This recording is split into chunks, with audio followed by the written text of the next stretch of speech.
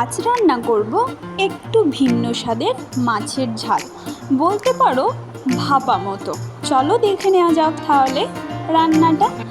আমি প্রথম মাছগুলোকে হলুদ, লঙ্কা, লবণ এবং পেঁয়াজ বাটা, আদা বাটা, জিরে বাটা, টমেটো কুচি এবং কিছু পরিমাণ কাঁচা পেঁয়াজ, যদি পারো তোমরা কাঁচা লঙ্কাও দিতে পারো, আর জিরে বাটার যে জলটা ছিল ওটাও দিয়ে দিয়েছি। হ্যাঁ, রসুন বাটাও দিতে পারো, আমরা রসুনটা একটু অ্যাভয়েড করে চলি।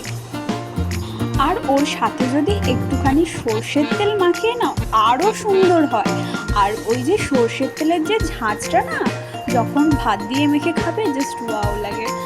আর আমাদের বাড়িতে এখন সর্ষের তেল এই মুহূর্তে কাছে ছিল না বলে ওই জন্য সাদা তেল আমি অল্প কিছুটা দিয়েছি।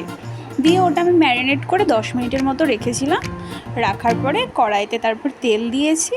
দিয়ে তেলটা যখন একটু গরম হয়ে গেল, একটু কেন ভালোই যখন গরম হয়ে গেল, তখন আমি ওই মশলাটা ওতে তুলে দিয়েছি।